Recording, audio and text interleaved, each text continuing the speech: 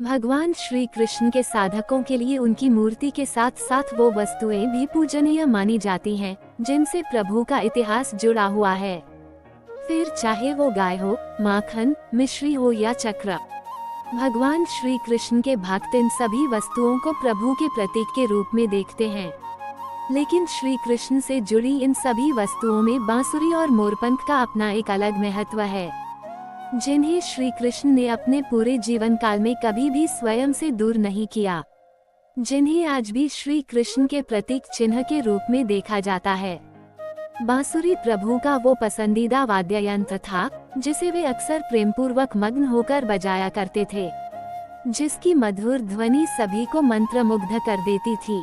वहीं मोरपंख को श्री कृष्ण सदैव अपने पास अपने मुकुट में लगाकर रखते थे। लेकिन क्या आपके मन में कभी ये प्रश्न आया कि आखिर भगवान अपने मुकुट में मोरपंख ही क्यों लगाते थे, और आखिर किसने दी थी श्री कृष्ण को वो बांसुरी?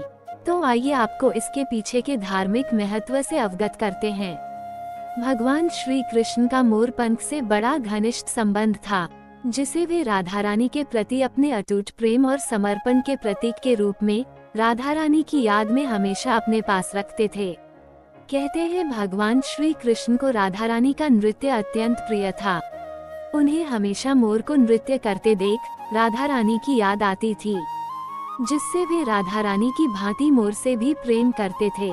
माना जाता है कि एक बार नृत्य करते हुए मोर का पंख धरती पर गिर गया था, जिसके बाद श्री कृष्ण ने प्रेमवश उस मोरपंख को अपने शीश पर धारण कर लिया। एक कथा ये भी है कि त्रेता युग में सीता हरण के बाद जब प्रभु राम पागलों की तरह प्राणियों से माता का पता पूछ रहे थे, तब एक मोर ने अपने पंखों को गिरा गिरा कर उन्हें रास्ता बताया था। लेकिन इसी कड़ी में जब उसके सभी पंख खत्म हो गए तो उसकी बीच में ही मृत्यु हो गई, क्योंकि मोर के पंख एक विशिष्ट मौसम में अपने आप ही गिरते हैं।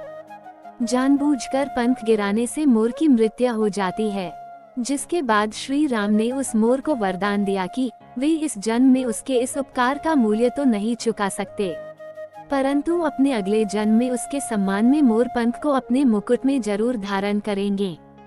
भगवान श्री कृष्ण का बांसुरी से इतना गहरा संबंध था कि कभी कभी वे बिना बांसुरी के अधूरे प्रतीत होते थे। वहीं जब श्री कृष्ण बांसुरी से अपनी धुन छेड़ते थे तो उसकी आवाज से प्रत्येक प्राणी अपना सुध-बुध खो दिया करते थे। बांसुरी और उसकी ध्वनि राधा कृष्ण के पवन प्रेम के सुखद क्षणों के प्रतीक माने जाते हैं।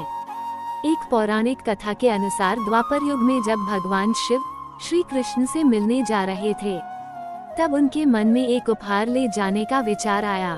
तभी महादेव को याद आया कि उनके पास ऋषि दधीची की महाशक्तिशाली हड्डी पड़ी हुई है, जिनकी हड्डियों से विश्वकर्मा ने पिनाक, गांडीव और शारंग धनुष के साथ साथ इंद्रदेव के व्रज का निर्माण किया था। महादेव ने उसी हड्डी को घिसकर एक सुंदर और मनोहर बांसुरी का निर्माण किया और श्री कृष्ण से मिलने पर उन्हें उपहार स्वरूप दिया। उम्मीद है कि आपको जानकारी पसंद आई होगी। वीडियो अच्छी लगी तो वीडियो को लाइक करें और चैनल पर पहली बार आते हैं तो सब्सक्राइब करना ना भूले। धन्यवाद।